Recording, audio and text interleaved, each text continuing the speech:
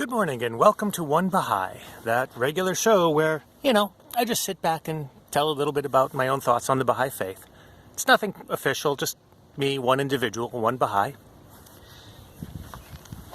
I didn't really feel like looking at my face this morning, so I decided to focus the camera on this beautiful little scene that I'm sitting and looking at. There's a street behind me, so you may occasionally hear a car. I apologize about that. But it's a beautiful morning today. So after I got up and did all my usual morning type stuff, I walked down the street to some berry bushes and found a handful of berries that were ripe. Grabbed them, gave a few to my neighbors on my way home, and gave a couple to my wife. And as I gave them to her, a phrase came to mind. 19 Mithqals of Gold. Now, you may wonder, first, why it came to mind. Well, we'll get to that in a minute. I'm going to talk about where I traditionally know 19 Mithqals from. But I got to say, the first thing when I ran across that phrase years ago in the writings was, what the heck is 19 Mithqals of Gold? Fortunately, there was a definition. I'm going to read it here. It says, a mithqal is a unit of measurement equal to 19 nakuds, according to the Bayan, as opposed to the 24 nakuds that it traditionally is. That didn't help me either. Okay, so 19 mithqals is pretty much equal to 69.192 grams, or 2.22456 troy ounces. In other words, it's just under 70 grams. Now, I like that. It's a simple mathematical, technical definition. I can handle that. I can relate to that. I first ran across that phrase in the compilation on Baha'u'llah. You see, as I'm sure you know, Baha'u'llah says that when our wealth, our money beyond our necessary expenses, totals at least 19 mithqals of gold, we have to pay the right of God on it. His exact words are, whenever one owneth 19 mithqals of gold, or acquireth possessions attaining this value, after having deducted therefrom the yearly expenses, the hukuk becomes applicable and its payment is obligatory. All right, so that was the first time I ran across it. Now, that kind of made sense. We all have expenses. And when our income is beyond our expenses, we have a profit. And it is only right that some of that profit go back to God.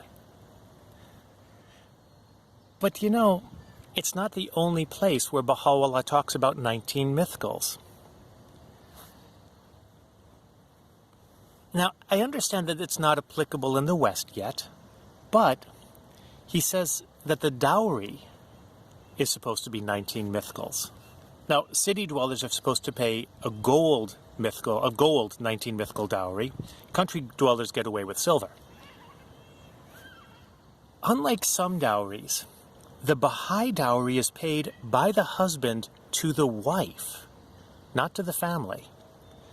And even though it's not applicable, it does seem to make sense since, well, in many cultures, the man is still the main income earner. My family is one of the odd exceptions. As this amount of money belongs to the wife, it seems to me that it acts as a form of life insurance in case anything should happen to the husband.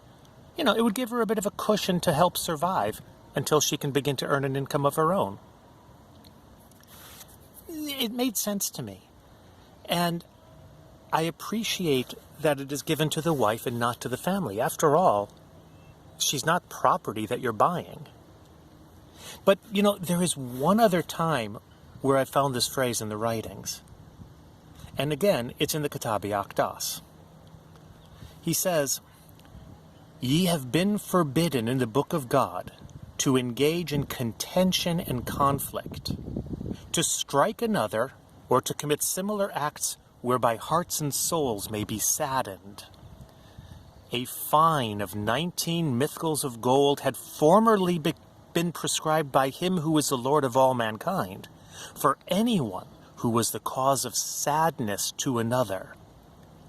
In this dispensation, however, he hath absolved you thereof, and exhorteth you to show forth righteousness and piety.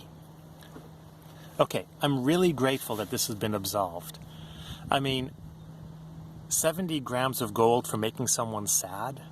I would be so far in debt that it wouldn't be funny. I mean, I think most of us would probably have a similar problem. You know, there would be no financial crisis in the world because none of us would have any money left. Oh, well, except for the happy people. I wonder if stand-up comics would make a fortune in that situation. All I can say is I'm really, really grateful that this law has been absolved. But I gotta say, a fun image comes to mind, and maybe that's why it came to mind this morning. You know, I imagine all of us having this little lump of gold, 70 grams worth, that we all give back and forth whenever we make each other sad.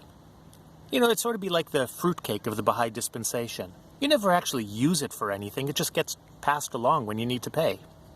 I mean, I don't know anybody who eats those fruitcakes that they're given for Christmas. They just give them as a gift the following year. This would be the moralistic high-end version of it. Anyways, so before the Kitabi Akdas, you had to give someone 70 grams of gold if you caused sadness to them. But now, if you're a man, you have to pay 70 ounces of gold to a woman if you want to marry her. I'm sure that's just a coincidence. Anyways, my wife agrees with me. She says there's no connection between those two. But what about the right of God? Does the woman have to pay right of God on the dowry? Or does the man have to pay it before he can pay her the dowry?